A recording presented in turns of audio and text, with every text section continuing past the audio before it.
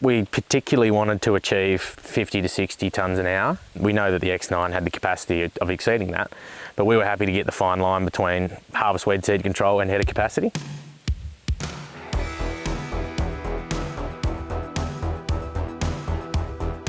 I'm Alex Baum, farm in Ongerup, Aidinville Farms with my dad and my brother Nick.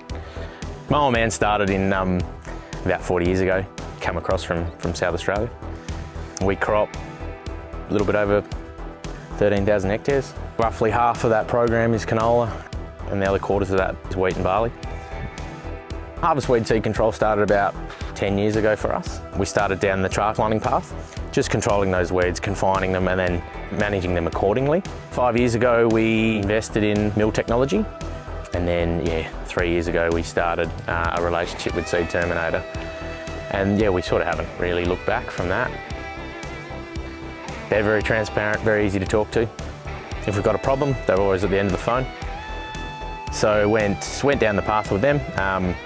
They obviously had the development of the mill in the X9 machines. One, for us, we wanted harvest capacity as well as weed seed control.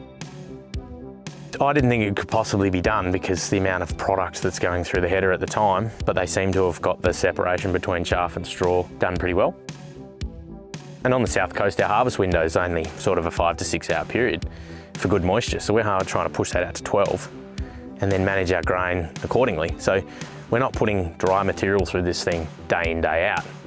1 minute it could be dry. It could be dry one day and then high moisture the next.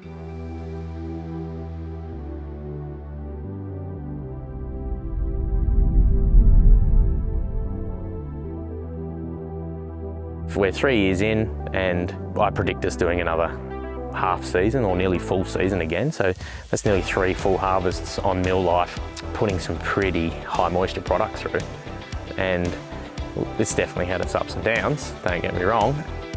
We've had a chopper shaft snap in half and the pulley ended up hurling us way across the paddock, but look, I couldn't really fault them.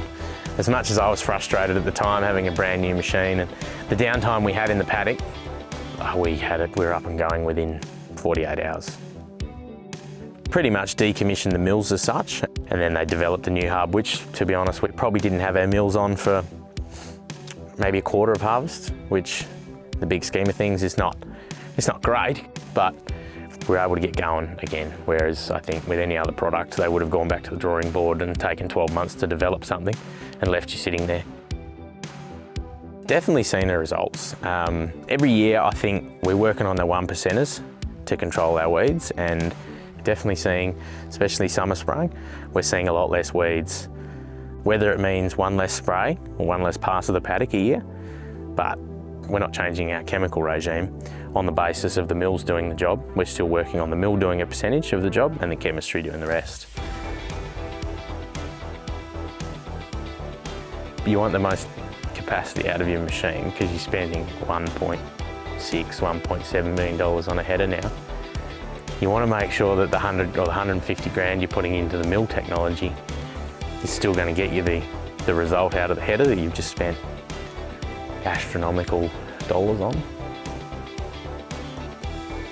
So developing a relationship with Seed Terminator has probably been the biggest thing for us to then go forward and make sure, one, we're getting harvest efficiency and it's not costing us at the back end. Being Australian owned and Australian managed, it's probably something that we want to, that we were happy to get involved with, yeah. The development and the improvements they've made to these mills is second to none, really. They've always worked with us. It hasn't cost us a cent. And I don't know any other company that would treat their clients as well as what they've done for us. The little things they're doing just to make sure the mills are working right is very, very elite, yeah. They'll like that word. They'll love that word.